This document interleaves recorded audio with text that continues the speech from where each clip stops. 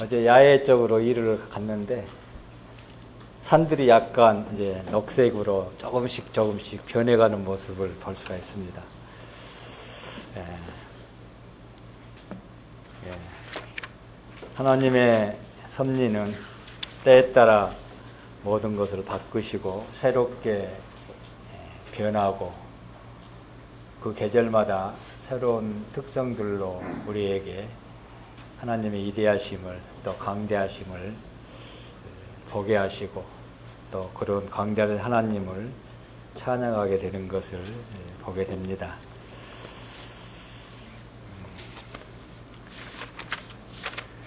예. 전번 주에 또 교제하고 이번 차니까 굉장히 말씀 준비하는 게 쉽지 않는 것인 것 같아요. 수요일 날 전화를 받아가지고 이제 준비를 했는데 또 피곤하잖아요. 저녁에는 거의 저녁에는 피곤하니까 집중이 안 돼서 새벽에만 조금씩 하다가 준비를 했는데 또 부지런히 기도해 주셔가지고 하나님께서 좋게 풍성한 교제가 있을 걸로 생각이 듭니다.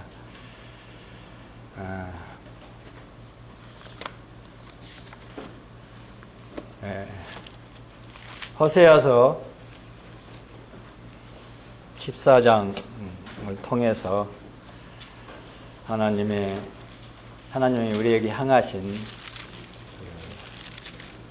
사랑과 마음을 함께 배우고 보고 또 우리는 어떠한 하나님의 그 바람에 어떠한 태도를 가지고 반응할 것인가 그 부분을 함께 나누도록 하겠습니다. 제목은 굳이 얘기하면 내 하나님 여호와께 돌아오라. 잠깐 쉬었다가 돌아가자. 그겁니다. 하나님은 우리에게 늘 돌아오도록 애타게 바라고 있습니다. 그리고 우리는 이제 돌아가기를 발걸음을 돌려서 하나님 앞에 돌아가야 되는데 그게 또 아쉬울 때가 많이 있죠. 사실상 전번 달 찬양 집회 제일 처음에 했던 찬양이 뭔지 기억하십니까? 거기 갈 때 마음에 찔림이 많이 됐었어요. 하나님께 돌아가지 많은 부분이 엄청 내 삶을 돌이켜보니까 많이 있더라고요. 저도 집회는 잘 참석하잖아요. 예배도 참석하고 또 열심히 사는데도 여전히 내 마음속에, 내 삶 속에 하나님께 돌아가지 않는 부분이 엄청 많이 있는 것을 보게 되더라고요. 그런데 때마침 또 그런 부분을 계속 생각을 좀 하고 있었는데 학생회 시간 때 에레미야에도 하나님께 돌아오라는 그런 에레미야 선지자가 이스라엘을 향해서 외치는 음성이 있었습니다. 그리고 그걸 개요를 공부하면서 전번 주 찬양 집회 때 이 말씀을 가지고 개사를 하지 않았을까 그런 얘기를 더 하고 그래서 나누었습니다. 그러나 이제 호세아서가 더 자세하게 하나님께 돌아오라는 그런 놀라운 메시지를 이 시대에 살고 있는 우리들에게, 특별히 성도들에게 말씀하고 있습니다. 여기는 구원받지 못한 사람들에게 하는 것보다는 구원받은 성도들에게 하고 있는 말씀이라고 봐야 됩니다. 왜냐하면 이스라엘은 하나님의 자녀잖아요. 하나님과 혼인관계를 맺은 관계였고 애굽으로부터 그들을 속박을 해가지고 하나님의 백성으로 이미 부름을 받고 하나님의 백성으로서의 삶을 살고 있는 이스라엘이기 때문에 그렇습니다. 우리는 애굽으로부터 다 벗어나서 하나님의 백성이 되어 있죠. 이거는 이제 현 우리 시대에 우리로부터 적용한다면 우리는 구원받고 하나님의 자녀가 되어 있었고 하나님의 자녀로서의 신분을 가지고 살아가고 있지만 여전히 우리는 하나님 앞에 늘 돌아가야 하는 하나님의 부르시는 그 음성에 내 모습을 늘 들어야 한다는 그런 메시지가 이 안에 있는 것을 보게 됩니다. 호세아에서는 잘 아시는 대로 어떻습니까? 호세아 하면 생각나는 여인이 있죠. 누구죠? 아내가 누구죠? 정결한 여자였습니까? 정결하지 않는 여자였습니까? 아주 음란한 여인이었어요. 하나님 1장에 보면 하나님께서 호세아 선지자를 음란한 여인을 택해서 음란한 자녀를 낳아라 이렇게 명령하셨어요. 호세아의 입장에서는 하나님께서 왜 하필이면 그런 음란한 여자를 불러가지고 나한테 결혼하라고 했을까? 혹시 하나님께서 이렇게 말씀하신다면 남편 된, 혹시 자기 아내 될 그런 대상을 선뜻 하시겠습니까? 저는 못할 것 같아요. 그렇잖아요. 쉽지 않는 부분이잖아요. 그런데도 호세아는 아무 소리 없이 그 말 그대로 순종하는 것이 1장에 기록되어 있습니다. 그래서 이스라엘 민족들에게 고매를 통해서 이스라엘 스스로가 어떤 자인가를 알게 하시기 위해서 음란한 여인을 통해서 이스라엘 스스로를 보게 하신 것을 볼 수가 있습니다. 결혼 후에도 호세아는 늘 자기 아내를 정결로서 늘 사랑을 베풀었습니다. 결혼 이후에도 고멜은요 여전히 음란한 가운데 있었어요. 그럼에도 불구하고 호세아는 계속해서 끊임없이 변함없이 고멜을 사랑하는 그런 모습을 통해서 하나님의 사랑과 이스라엘의 음란한 가운데 있는 그들을 사랑하는 호세아를 통해서 하나님께서 지금 우리 관계를 통해서 하나님의 사랑을 실제적으로 보여주고 있고, 그런 패역하고 또 죄악에 빠져 있고 음란에 빠져 있는, 우상숭배에 빠져 있는 이스라엘을 향해서 돌아오라고 지금 외치고 있는 부분이 14장 1절입니다. 여기서 보면은 이스라엘아 내 하나님 여호와께 돌아오라. 내 하나님이라 했다. 우리는 어떤 친구들 할 때 야, 내 친구잖아. 그 나라는 것을 강하게 대도시킵니다. 너는 내 아들이야. 그런 표현을 쓸 때가 있잖아요. 그런 것처럼 하나님께서 우리를 향하신 아버지의 그런 심령, 애틋함, 강렬한 사랑, 안타까움, 그런 놀라운 말씀이 이 내 하나님이라는 그 표현 속에 가지고 있는 것을 볼 수가 있습니다. 근데 보면은 이스라엘 민족들이 불의함으로 말미암아 넘어졌느니라 이렇게 얘기하고 있습니다. 넘어져 있는 모든 자들에게 하나님께서는 돌아오라고 지금 호소하고 있는 거예요. 우리는 때로는 죄로 말미암아 넘어질 때가 있고요. 우리는 뭐 어두운 가운데 있을 수도 있잖아요. 이 죄라는 게 때로는 빛 가운데 밝혀지지 않는 부분, 수많은 것들이 많이 있잖아요. 또 하나님을 기뻐하는 삶에서 벗어나는 삶, 또 하나님을 먼저 기억하고 하나님의 원하신 삶을 살기보다는 내 마음대로, 내 뜻대로 내가 원하는 것을 행하여 살고 있는 자들, 이런 건 사실상 하나님의 돌아오는 음성을 들어야 하는 거예요. 그래서 호세아 선지자는요, 죄악과 우상 숭배에 빠져 있는 특별히 북왕국 이스라엘 향한 메시지가 이 호세아서가 강하게 나타나 있습니다. 이때 당시 잘 아시는 대로 남유다 왕국과 북이스라엘, 에브라임이라고 또 얘기도 하는데요. 두 나라가 분리돼서 살고 있었지만, 유다는 그런데 하나님의 그 믿음을 좀 가지고 소유해 가고 있었어요. 왜냐하면 유다 왕국을 통해서 하나님의 왕권이 계속 계승되어 있기 때문에 특별히 유다에게 더 관심을 가졌던 것을 볼 수가 있습니다. 그러나 왕족의 그 혈통을 이어가잖아요. 유다 왕국은. 이스라엘은 그렇지 않았습니다. 다 이제 왕족의 혈통을 벗어난 다른 사람들이 나라를 이루고 가고 있었는데, 그래서 그들이 더 빨리 그 폐역하고 하나님의 보도로부터 벗어난 그런 삶을 타락의 길로 가뒀던 것을 볼 수가 있습니다.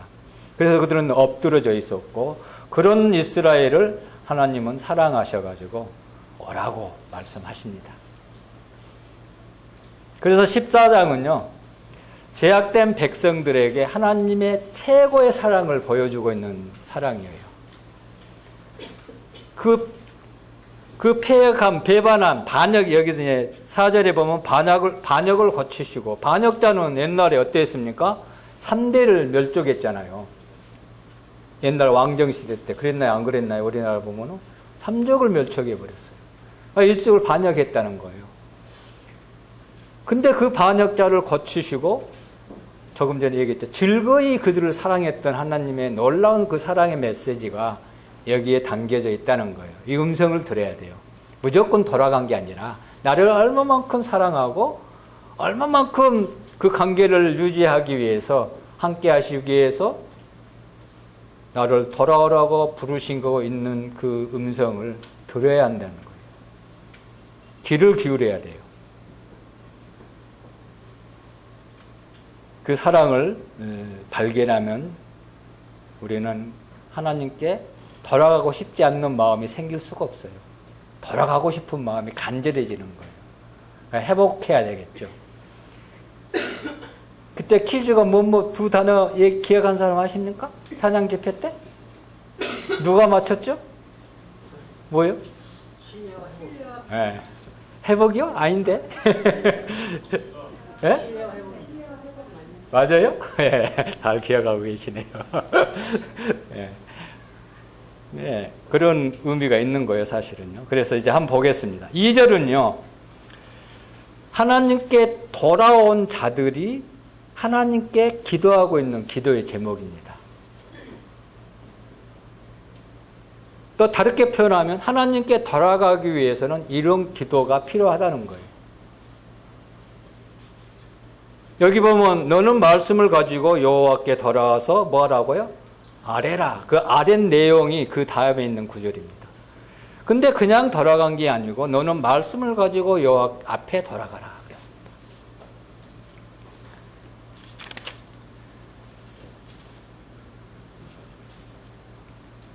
다윗이 하나님 앞에 범죄했을 때 이런 마음을 가지고 하나님 앞에 나아갔습니다. 시편 51편을 보겠습니다.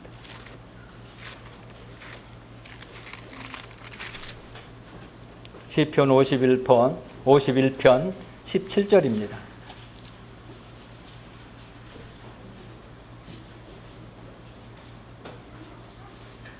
같이 한번 읽어볼까요? 시작.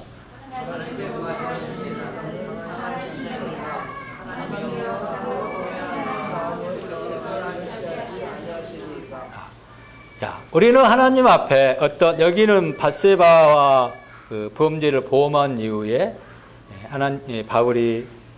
다윗이 잘못을 깨닫고 하나님 앞에 나아가 기도하고 있는 장면이에요, 사실은요. 자백하고 있는 장면이죠.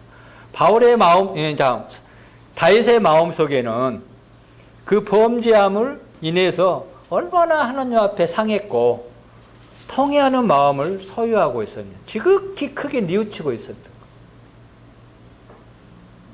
그래 하나님께 돌아가기 위해서는 내가 하나님의 말씀을 통해서 어떠한 처지에 있고 어떠한 불의한 가운데 있는 것을 깨닫고 그 깨달은 것에 대해서 상한 마음과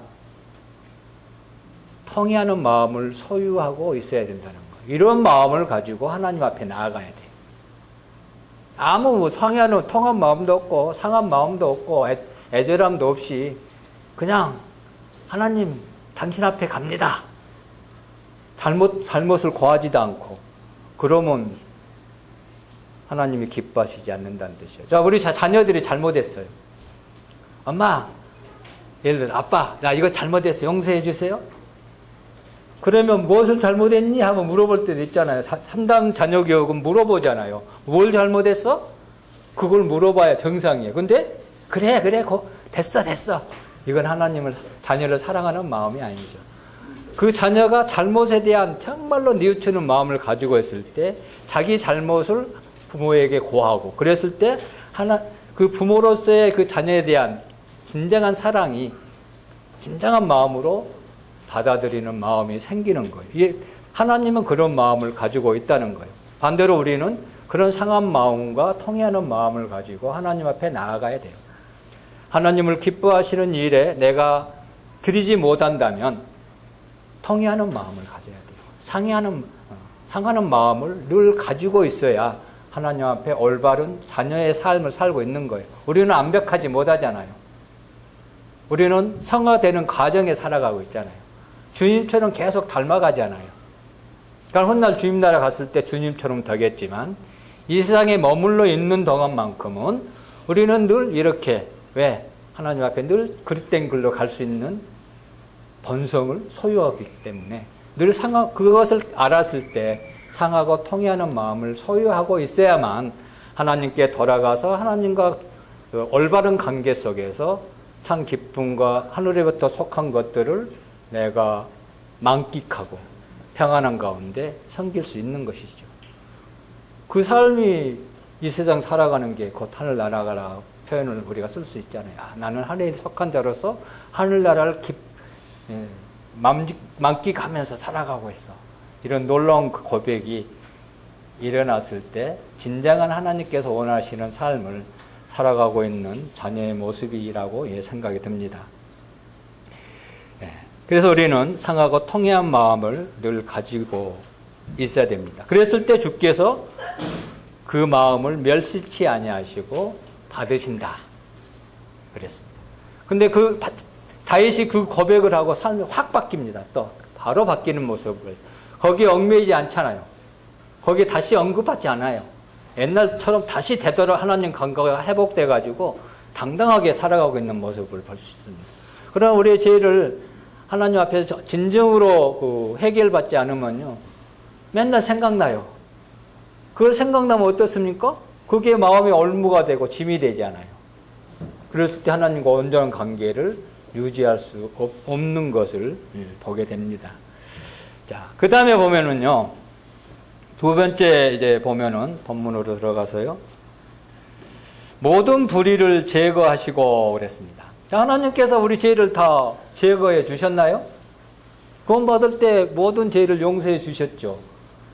그러나 여전히 살아가면서 우리는 죄를 제거할 필요성이 있는 거예요. 죄를 짓잖아요. 물론 신분적으로 모든 죄를 용서받았지만 하나님과 교통하고 하나님과 동행하기 위해서는 하나님과 온전한 관계를 가지고 살아가기 위해서는 우리의 잘못된 불의를 하나님 앞에서 반드시 자백을 하고 용서를 받아야 돼요. 그게 요한일서 1장 9절에 있는 말씀이죠. 하나님은 미쁘신 분이잖아요. 그죠? 그렇기 때문에 우리의 잘못을 자백하면 하나님께서 너희 모든 죄를 깨끗게 해주신다는 구절이 요한일서 1장 9절의 말씀입니다. 이 말씀을 내가 적용시킬 때 통회하는 마음과 상한 심령을 가지고 내가 이걸 하나님한테 자백하면 여기 말씀대로 제거해 주시는 하나님이심을 믿고 가야 돼요. 그 말씀을 신뢰하고 가야 돼요. 그런데 그 말씀을 신뢰하지 않으니까 그 말씀이 그때는 용서해 주셨지 라는 개념 속에 있기 때문에 나중에 턱 부딪히면 이거 내가 또 잘못했네. 또 이런 마음을 가지고 가지 않으면 용서라는 개념이 없어져요. 용서를 못하죠. 그러나 이 말씀 속에 이 말씀을 신뢰하고 용서해 주니까 하나님께서 모든 죄를 사해 주신다는 개념으로 받아들였을 때 내가 일어나고 있는 그 모든 것들이 다 없어지잖아요. 그랬을 때 진정한 사실상 용서가 나오는 거예요. 그런 부분을 우리에게 말씀하고 있는 것을 여기서 볼 수 있습니다. 그 다음에 보면은요, 선한 바를 받으소서 그랬습니다. 내가 선을 행할 수 있습니까? 우리가? 인간의 선은 찾아볼 수 없잖아요. 선을 찾아볼 수가 없어요. 근데 여기 호세아는요, 선을 받으라고 담대하게 하나님께 드리는 모습을 볼 수가 있습니다. 예배식은 우리 드리잖아요. 전에는 올바른 예배를 드리지 못했어요. 예배 개념조차 못했어요. 그냥 성경 듣고 성경 공부하고 그것이 마치 예배인 것처럼 착각하는 그런 삶 속에 있었잖아요. 그러나 진정한 예배는 하나님께서 나에게 주신 것들을 하나님께 되돌려드리는 것이 예배잖아요. 근데 사실상 구원받지 못한 사람은 선한 것이 없기 때문에 하나님 앞에 드릴 것이 없어요. 오직 선은 하나님께 속해 있잖아요. 하나님만이 선하신 분이에요.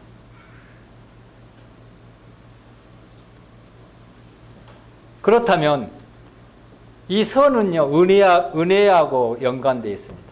은혜하고. 하나님이 우리 삶 속에서 선을 행하시고 은혜로 우리를 보존하시기 때문에 그 일 자체가 하나님 앞에 선한 것이 되지 않아요. 우리가 로마서에 있는 대로 협력하여 선을 이룬다. 이 말씀을 보면은요, 우리 삶 속에서 선을 찾아볼 수 없지만 하나님께서 내 삶을 성도들처럼 이끌어 가시고 주관하신 그 삶 속에서 그것이 때로는 기쁜 일이 될 수도 있고 그 일이 때로는 극히 암흑 속에 빠질 수도 있고 아주 헤어나지 못할 그런 웅덩이에 빠질 수 있지만 그것을 통해서 또 하나님은 은혜로 우리 삶을 건지시잖아요. 그게 하나님의 선이에요. 근데 그랬을 때 우리 하나님 앞에 그걸 통해서 예배 드릴 수 있잖아요. 그걸 통해서 하나님을 찬양할 수 있잖아요. 하나님을 찬양하고 예배 드리는 것은요, 하나님께서 나에게 허락하신 그 선한 바를 하나님께 드릴 수 있다는 거예요. 그걸 하나님께서 받으시는 놀라운 것을 경험하는 것이 여호와께 돌아가서 관계를 회복했을 때만이 가능한 거예요. 그랬을 때 진정과 진정으로 신령한 마음으로 하나님께 예배드릴 수 있는 삶이, 그 마음이 우리 앞에 생기는 것을 볼 수가 있습니다. 그 다음에 보면은요, 우리가 수송아지를 대신하여 입술의 열매를 주께 드리나이다. 잘 아신 대로 구약에는요, 수송아를 가지고 하나님께 제물로 드리는 것을 볼 수가 있습니다. 근데 이 시대에는 어떻습니까? 뭘 통해서 우리가 하나님께 제물을 드리죠? 입술. 입술의 열매는 뭘 통해서 나타나나요? 내 삶 속에서 하나님의 놀라운 사랑을 경험하는 것이 내 마음에서 나와가지고 입술로 표현한 것이야. 이게 입술의 열매입니다. 그렇지 않나요? 맞죠? 예, 맞아요. 이 일을 하나님께 돌아갔을 때 진정한 내 삶의 입술의 열매가 고백으로 나타나게 되고 그 고백을 드리나이다. 이런 대단한 그런 확신 가운데 하나님께 드릴 수 있다는 거예요. 그렇지 않은 거 하나님께 드릴 수가 없잖아요. 안 받으시는데. 확신이 없는데 어떻게 감사를 하고 어떻게 찬양을 하고 어떻게 경배할 수 있어요? 확신이 없는데. 그런 하나님께 돌아온 자들은 이런 놀라운 일들을 하시는 것을 볼 수가 있습니다.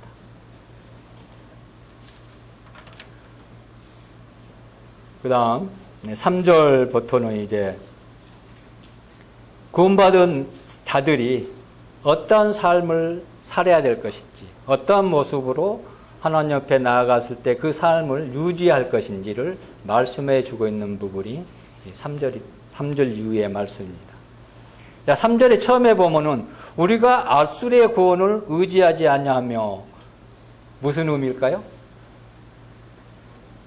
제일 이해가 안 가죠, 잘. 이 아수르는요, 북방 왕국을 멸망시켰던 나라입니다. 이스라엘을 침략해서 멸망시켰던 나라가 아수르 왕국이에요. 바벨론이 이스라엘을 멸망시킨 게 아니고요. 바벨론은 유다 왕국을 멸망시켰던 왕국입니다. 자, 12장에 보면 이렇게 기록해 놨어요. 1절 보겠습니다. 에브라임은 바람을 먹으며 동풍을 따라가며 종일토록 거짓과 포악을 더하여 아수르와 계약을 맺고 기름을 애굽에 보내었도다. 그래 두 강대국 사이에 이스라엘이 있었어요. 북쪽에는 아수르, 남쪽이 맞나요? 남쪽은 애굽. 그래서 이 왔다 갔다 하면서 동맹을 맺었어요. 근데 하나님께서 맺지 말란 나라하고 때로는 동맹을 맺고요. 하나님 맺으라는 나라하고 동맹을 안 맺고 엉뚱한 데도 동맹을 맺어가지고 어려움을 당했던 부분이 성경에 기록되어 있는데 이때 당시 아수르는 강대국이었어요. 계약을 맺었다는 것은 뭐냐면요. 아수르가 이스라엘을 보호해 주실 것이다. 그런 조약이죠. 흔히 얘기하면. 우리나라 미국과 조약을 맺었잖아요. 그래서 미국이 군대를 빼가고 싶어도 못 가는 거예요. 왜? 이미 조약이 맺어 있기 때문에, 사실상. 그걸 마음대로 임의대로 빼가버리면 뭐가 되죠? 조약 위반이 되는 거잖아요. 그래서 세계 강대국인데. 그래서 미군이 여전히 남아있고 서로 협의하에 이게 되지 않으면 조약이 파기되는 거예요. 그러니까 임의대로 당신 나가시죠. 우리가 또 그렇게 할 수도 없어요. 그런 정치 얘기를 난 안 하는데 이상하게 나오네요. 그래서 이때 아수르는 그렇게 강대했기 때문에 이스라엘은 거기를 의지할 수밖에 없었어요. 근데요, 여기서 뭐라 하겠습니까? 의지하지 마라. 우리에게 어떤 메시지를 줍니까? 호흡이 있는 모든 사람을 의지하지 말라, 그 말이에요. 여기에서. 우리는 사람을 많이 의지하잖아요. 그런데 사람이 나를 보호해 줄 수 있습니까? 나를 구원해 줄 수 있습니까? 물론 단회적으로 일시적으로 구원받은 것처럼 보호해 줄 것처럼 느낄 수도 있어요. 때로는. 그러나 근본적으로는요. 아무것도 해줄 수 없는 게 사람이에요. 하나님만이 가능한 거예요.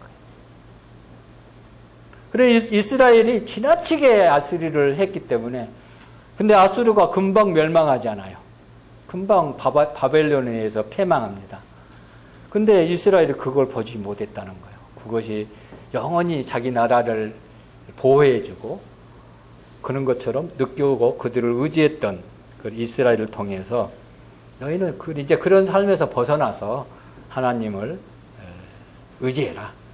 세상의 모든 것, 세상의 모든 인간들을 의지하는 것은 다 헛것이다. 오직 하나님만이 우리가 의지하고 그분을 신뢰하는 것이 하나님께 돌아가서 하나님과 더불어 사는 사람 삶 속에 당연히 일어나는 일이다. 이렇게 여기서 고백하고 있는 것을 볼 수가 있습니다. 두 번째는 뭐가 나옵니까? 말을 타지 아니하며 그랬습니다. 이 말은 지금 말 보기 쉽지 않잖아요. 아마 이때 당시 말은요 엄청 귀했습니다. 우리가 차의 마력을 얘기할 때 일마력 하면 뭐죠? 말 한 마리 끄는 힘. 그 말은 성경에서 힘을 상징하고 있습니다. 또 이때 당시에는 교통수단, 또 모든 물건을 나르는 운송수단, 또 중요한 전쟁할 때 기마병이 있잖아요. 기마병. 기마강은 막강한 힘을 가지고 있어서 전쟁할 때. 또 이때 당시에는 마차를 타고 말이 끓고 하는 그 배너 같은 데 보면 보셨죠? 네. 그런 역할을 하고 있어요.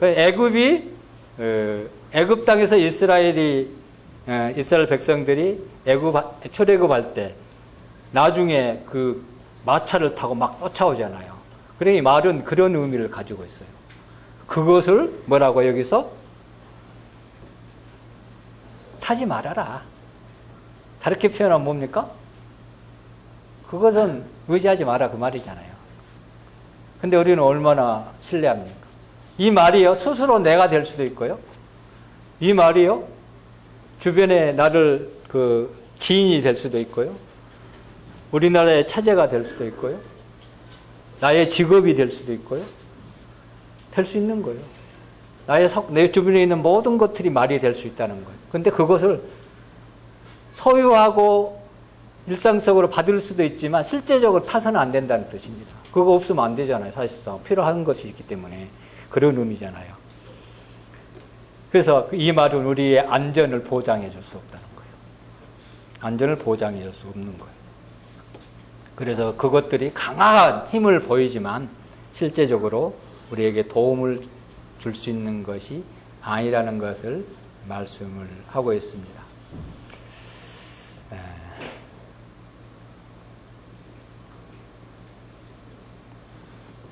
그 다음에 이제 보면은 우리의 신이라 하지 다시는 우리의 손으로 만든 것을 향하여 너희는 우리 신이라 하지 아니하오리니 그랬습니다. 여기서는 우상 숭배를 얘기하고 있는 부분이에요. 내가 만든 것, 내가 힘써 일해서 소유하고 있는 것들, 또 그 일을 갖기 위해서 열심히 일하고 있는 것. 이거는 뭐 일해야 되지만 그것이 하나의 신처럼 생각해서는 안 된다는 거예요. 하나의 우상이 될 수, 우상으로 얘기하고 있는 것을 볼 수가 있습니다. 그래서 내가 만든, 내가 소유하고 있는 것들을 신으로 만들지 말라는 거예요. 이스라엘 민족들이 애굽 이후에 모세가 산에 올라가서 계명을 받고 있을 때 무엇을 요구했나요? 자기를 인도할 신을 달라고 했을 때 금송아지를 만들었잖아요. 그건 누가 만들었나요? 자기 손으로 만든 거잖아요. 자기가 소유한 금을 다 내가지고 그래서 자기 스스로 자기 신을 만드는 거예요. 그런 의미를 생각한다면 내 삶 속에서 이스라엘 같은 신을 얼마나 많이 만들고 있는지 몰라요. 실제적으로 어떤 형상은 없지만 마음속에 엄청난 신이 있다는 거예요.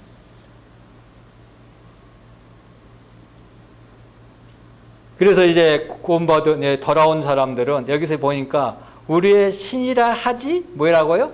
아니한다 이런 고백을 할 수 있는 거예요. 전에는 그렇게 살았지만 이제는 하나님과 온전한 관계, 하나님 앞에 돌아온 자들은 신이라 하지 않겠습니다. 그걸 얘기하는 거 보고 있어요.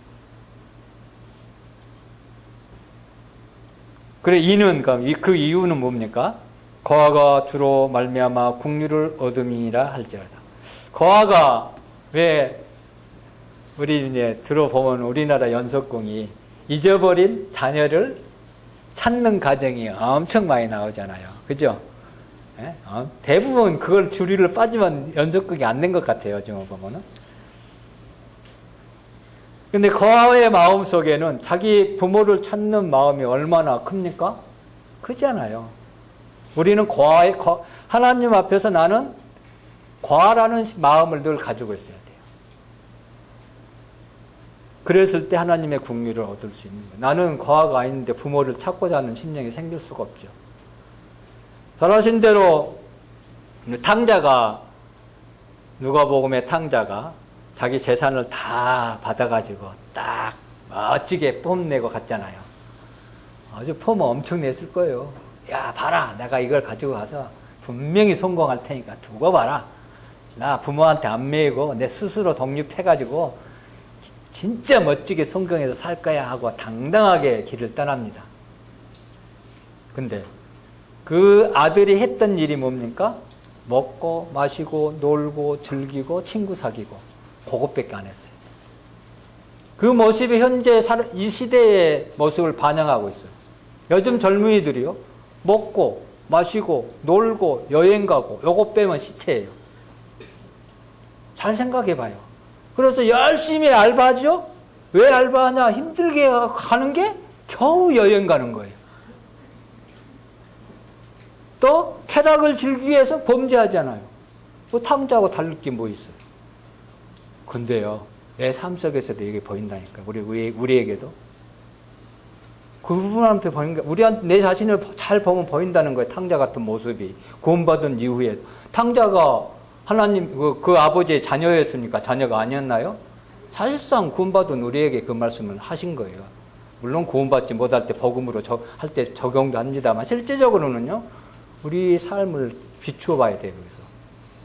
그랬을 때, 아이고, 나 이제 다 탕진하고, 아이고, 이제 소망도 없고, 아버지께 돌아가야지. 탕자의 마음, 이 고아의 마음이요. 아버지 도움 없으면 난 진짜 살 수 없는 자야.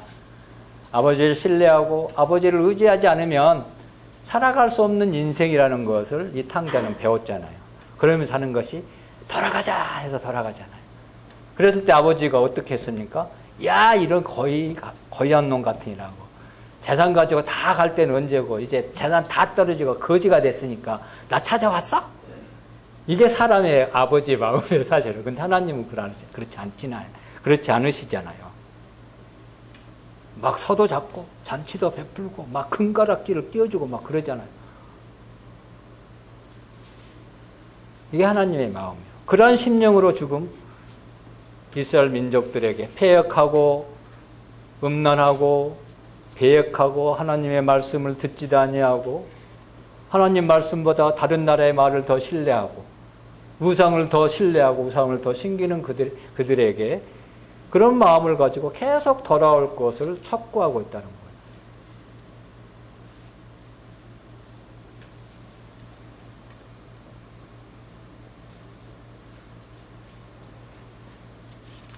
그래서 우리는 이 세상의 거하가 돼야 돼요.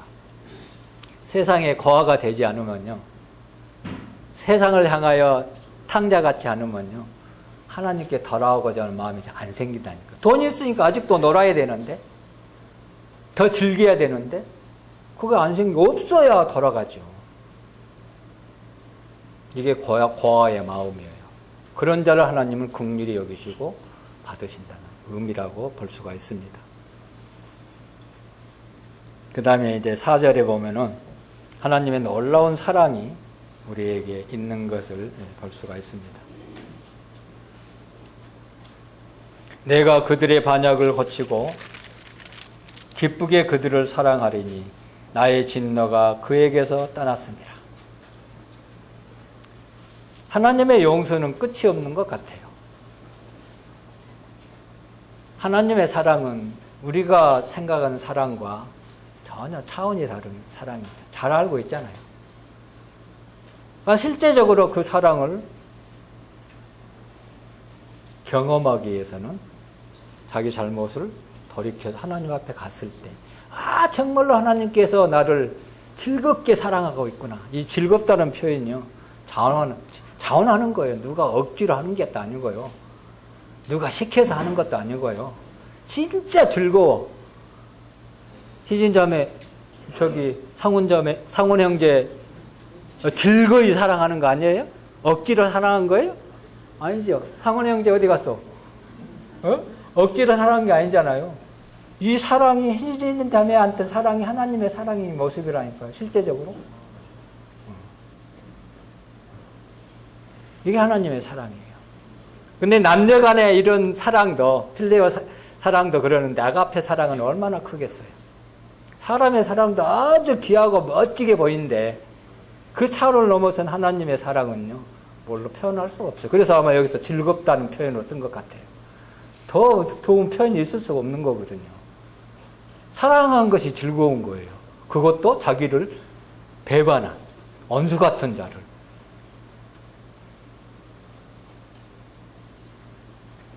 누가 어떤 관계 속에서 믿음도 없고, 예? 믿음도 없는, 신뢰하지 않는 자기의 어떤 관계가 우정도 없는 사람을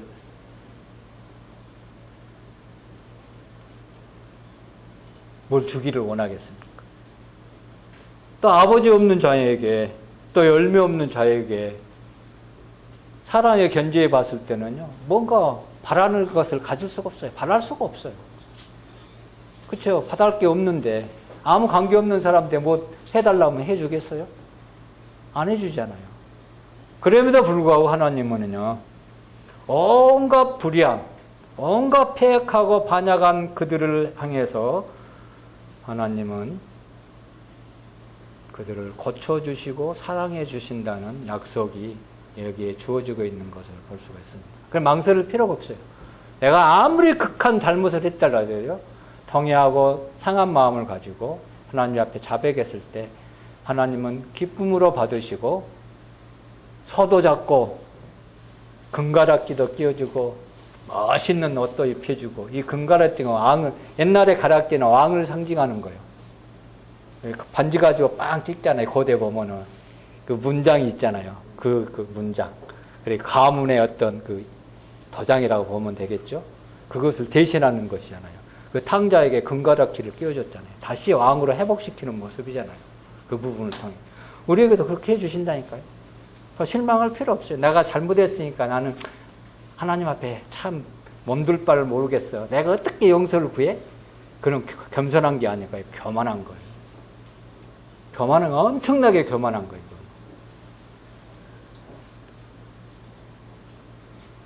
근데 이스라엘에게 계속 하나님이 이런 메시지를 정했어요. 그런데 보면은 호세아서 6장에 보면은요, 또 아주 익히 잘하는 그런 말씀인데요. 1장 1절부터 4절까지 보면 이렇게 기록해 놨습니다. 오라 우리가 여호와께 돌아가자. 여호와께서 우리를 찢으셨으나 더러 낫게 하실 것이요 우리를 치셨으나 싸매어 주실 것임이라. 여호와께서 이틀에 우리를 살리시며 셋째 날에 우리를 일으키시리니 우리가 그 앞에서 살리라. 그러므로 우리가 여호와를 알자. 힘써 여호와를 알자. 그의 나타나시면 새벽불같이 어김이 없나니 벼와 같이 땅을 적시는 늦은 벼와 같이 우리에게 임하시리라 하니라. 이 4절 잘 보세요. 에브라임아, 여기는 북강국 이스라엘 얘기하는, 내가 내게 어떻게 하랴. 이 말이 하나님 음성이거든요. 유다야, 내가 내게 어떻게 하랴. 어떻게 해주랴. 어떻게 해야 되지? 그 말이잖아요. 너희 이내가 아침 구름이나 시 없어지는 이슬 같도다. 하나님께 돌아왔어요. 유다나 에브라임이. 근데 그 하나님께 돌아와서 그 관계를 계속 유지해야 되는데 아쉽게도 아침의 구름처럼 아침의 이슬처럼 금방 되돌아섰다는 표현이에요. 이 4절이. 오늘은 엄청 좋은데 딱 어떤 일이 부딪히면 확 돌아서잖아요. 그 모습이에요. 이스라엘 모습이. 오늘은 열심히 좋아가지고 찬양하고 난리 피운데 그 다음날 어려움이 빡 닥쳐. 나한테 막 거스른 것을 얘기를 해. 그럼 없더니까 확 돌아서 버리잖아요. 이 마음을 가지고 있어는 안 돼. 이스라엘이 그런 마음을 늘 소유하고 있었어요. 얼마나, 그러니까 이런 표현을 써요. 내가 어떻게 해주랴? 내가 어떻게 해야 돼? 하나님이 그들을 만드시고 그들을 애굽에서 구출하신 그분이 미가서 6장 4절에 보면은 그들을 종노릇하는 그곳에서 애굽으로부터 건지셨다. 미가서 선지자는 그렇게 이스라엘을 얘기합니다. 신명기 4장에서는요. 새 풀무불에서 그들을 건지셨다고 그렇게 묘사를 했어요. 애굽에서 건지신 모습을요. 출애굽기에서는 그들이 간역자로 인해서 그런 고통에 부르짖는 그들을 건지셨다, 벗어나게 해주셨다고 표현을 하고 있는 것을 볼 수가 있습니다. 그런 그들이 하나님을 등졌어요. 하나님의 떠나버렸어요. 출애굽 하자마자 원망했잖아요. 출애굽 하자마자 다른 신을 요구했잖아요. 출애굽 하자마자 광야에서 불평했잖아요. 금방 잊어버려. 사람은 잊어버린 속성이 큰가 봐요. 그래서 에베스간에 이 잔을 마실 때마다 나를 기념해달라. 우리 본성을 누구보다 주님은 잘 알고 계셨어요. 그래서 이 만찬 예식을 행하도록 한 거예요. 기억해달라고. 제발 좀 기억해달라. 이거는 하는 명령이잖아요. 하고 싶으면 하고, 하기 싫으면 하지 마라. 그 뜻이 아니에요. 명령입니다, 이거.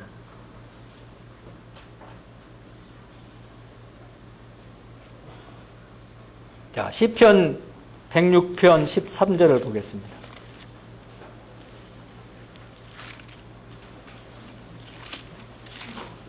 시편 106편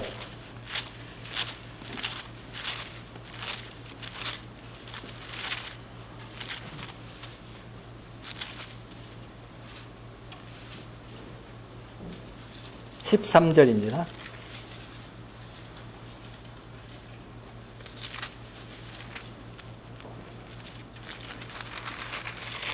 같이 한번 읽어볼까요? 시작. 그러나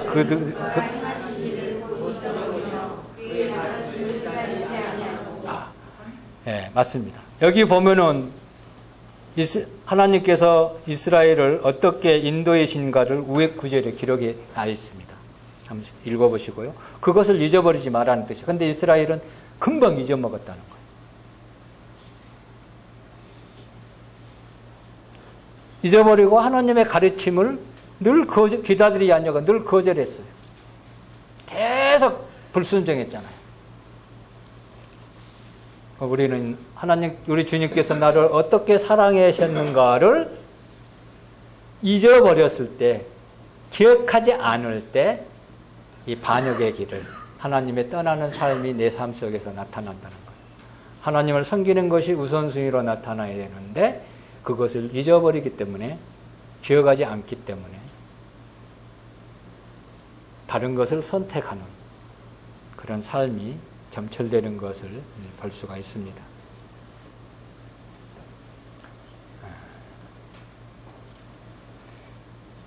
호세아 11장 9절에 보면은요, 에브라임에게 또 이렇게 얘기합니다. 11장 9절에 보면은 내가 나의 맹렬한 진노를 나타내지 아니하며 내가 다시는 에브라임을 멸하지 아니하리니. 이게 하나님의 얼마나 자비하심입니까? 그 이유는 뭡니까? 여기서 나는 하나님이요 사람이 아니기 때문이다, 그 말입니다. 사람은요 이렇게 용서해 줄 수가 없어요. 받을 수가 없어요.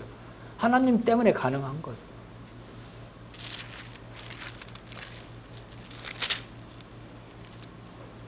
(12장) 넘기셔서요 5절에 보면 이렇게 또 표현을 합니다. 여호와는 만군의 하나님이라. 여호와는 그를 기억하게 하는 이름이라. 그런즉 너희 하나님께 돌아와서 인애와 정의를 지키며 항상 너희 하나님을 바랄지니라. 여기 만군의 하나님이라는 뜻은요 영원하고 변함없으신 하나님을 만군의 하나님이라고 이렇게 표현을 하고 있습니다. 그런 하나님이 부르시는데, 돌아오기를 간절히 바라고 계시는데 돌아가지 않는다면 어떻게 되겠죠? 하나님의 진노가 강렬하게 임합니다. 그래서 이스라엘이 망한 거예요. 멸망한 거예요. 결국 멸망했잖아요. 물론 나중에 이제 회복되겠죠. 천년왕국 때 가면. 자, 그랬을 때 하나님 앞에 내려갔을 때 놀라운 하나님의 그 은혜가, 축복이 임하는 모습이 5절 이후의 말씀입니다. 5절, 8절. 근데 조금 어려운 부분, 시적으로 표현했기 때문에 이게 뭔 말이지? 뭔 말이지? 선뜻 잘 이해가 가지 않습니다. 그래서 쉽게 생각할 수 있어요. 자, 처음에 내가 이스라엘에게 이슬과 같으니, 자, 하나님께서 이스라엘에게 이슬과 같은 존재가 됐다는 것. 이슬은 뭘 얘기하죠? 이스라엘은 건조한 나라예요. 비가 많이 안 와요. 그래서 광야가 많습니다. 황폐되어 있어요. 그래서 아침 이슬은요, 나무에게 부족한 수분을 공급받는 유일한 길이 아침 이슬이에요. 그러니까 이스라엘에 이슬이 엄청 많이 내려요. 365일간 20일 이상 이슬이 내린대요. 자, 만나가 어디 위에 내렸나요? 에? 지면 위에요? 아니에요. 이슬이 내리고 그 위에 만나가 내렸어요. 그 이유는 이렇습니다. 그래, 여기 이슬은요, 성령님을 상징하고 있습니다. 하나님의 영이, 하나님의 신이 된다는 뜻이잖아요. 그냥 땅에 바로 떨어졌으면 더러워서 어떻게 먹겠어요? 먼지 잔뜩 묻어버리는데. 하나님은 그런 분이시 아니시잖아요. 그런 의미로 우리를 이슬처럼 여기신다는 거. 하나님께 돌아와서 회복되면 얼마나 놀라운지 모르잖아요. 그 다음에 백합화. 백합이 이쁩니까? 안 이쁩니까? 아름답잖아요. 아름다운 모습으로 우리를 본다는 거예요. 또 백합화 향기가 진하잖아요. 그렇게 이렇게 묘사해 놓은 거고요. 그 다음에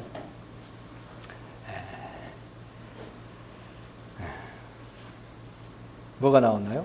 백합화, 레바논의 백향목. 이 백향목은 뭘 했나요? 성전을 지을 때 주 절여가 나무가 이 백향목으로 대부분 했습니다. 백향목을 갖다가 많이 성전을 지었죠. 그죠? 성막을 지을 때도 때로는 이 백향목 위에다가 뭘 했나요? 금을 막 더금하고 그랬잖아요. 그래서 이 백항목은 굉장히 그런 힘을 의기하고, 이 백항목이 그냥 곱게 자란 것 같아요. 곧장 올라가지고 큰 위험 있는, 여기 장태산 가면 세카의 그거 있잖아요. 아마 그렇게처럼 자란 것 같아요. 이름이 갑자기 기회가 안 나는데 쫙 뻗어 올라간 거. 그거 보면 장엄함을 느끼잖아요. 그죠? 또 이제 네바론은 현재 네바란을 얘기하는데 다른 의미로는 사실상 이스라엘 사람들이 네바론을 산맥이 있고 이 네바론은 흰산이라는 그런 의미를 가지고 있다. 그래서 번향 같은 개념으로 네바논을 또 생각했다고 그러더라고요. 다른 보니까 어쨌든 뿌리가 깊이 박힌 나무는 넘어질 수가 없죠. 백항백은 엄청 넓게 자라는데 뿌리가 얕게 박히면 어떻게 되죠? 넘어가 버리죠. 몸짓은 큰데 뿌리가 없으면 안 되잖아요. 우리는 그런 같은 자로 우리는 하나님 앞에 나가서 할 수 있다는 거예요. 그 다음에 뭐가 나와요? 감람나무. 6절에 감람나무는 풍요로 많은 수확을 얻습니다. 감람나무 열매가 엄청 맺잖아요. 또 뭘 거기서 얻습니까? 기름을 쏟다는 거예요. 기름. 그래서 마지막 간유를 드릴 때 이 감람류를 드렸잖아요. 이 간유, 성막에서 제사 지낼 때 간유, 소 드릴 때 이 간유가 이 감람류였어요. 우리를 하나님께 기름을 드릴 수 있는 그런 놀라운 사들로 얘기해주고 있는 것 같습니다. 그 다음에 뭐가 있나요? 곡식이 풍성할 것이요 포도나무같이 꽃이 필 것이고, 또 포도나무 향기가 있나요? 꽃이? 그거는 잘 모르겠어요. 포도나무 꽃이 좋죠? 윤행님 멋있어요? 안 멋있지만 열매는 기가 막히게 맺지 않아요. 근데요, 그 향기는 레바논의 포도주 같이 되라. 이 포도주는 기쁨을 상징하는 거예요. 먹으면 안 되지만 상징적인 의미로 기쁨을 소유하고 하나님께 기쁨을 주신다는 거예요. 여호와의 기쁨이 이 모든 것을 우리에게 주고 있는 것을 볼 수가 있습니다. 자, 이제 하나님이 여호와께 돌아오라. 그러면 뭐라 하시겠습니까? 돌아가자 이런 말이 나와야 되겠죠. 그죠? 우리는 돌아가야 돼요. 근데 오라고 하지도 초청도 안 왔는데 가버리면 어떻게 되나요? 예? 우리가 손님 초대도 안 했는데 와버리면 불청객이라고 그러잖아요. 그죠? 근데 하나님은요, 우리를 불청객으로 절대 말리지 않는다는 거예요. 계속해서 문 활짝 열어놓고 오라고 따뜻한 미소로 내가 즐거이 너를 사랑해 줄 테니까 오라고 우리를 부르시고 있어요. 그렇다면 우리는 하나님과 떠나 있는 부분이 있다면, 하나님을 즐겁게 하지 않는 부분이 있다면, 하나님 믿음으로 섬기고 있지 않다면 어떻게 해야 되나요? 어떤 잘못에 불의한 일에 가운데 있다면 돌아가야 돼요. 그리고 회복하셔요. 그러면 5절 이후에 놀라운 복을 우리는 누릴 수 있어요. 우리의 삶이 하나님과 늘 가까이, 조금 전에 봤던 그런 내용들이 실제적으로 우리 삶 속에서 일어나기 때문에 힘있는 삶이 되는 것을 약속하시고, 이거는 하나님의 신실하신 약속이잖아요.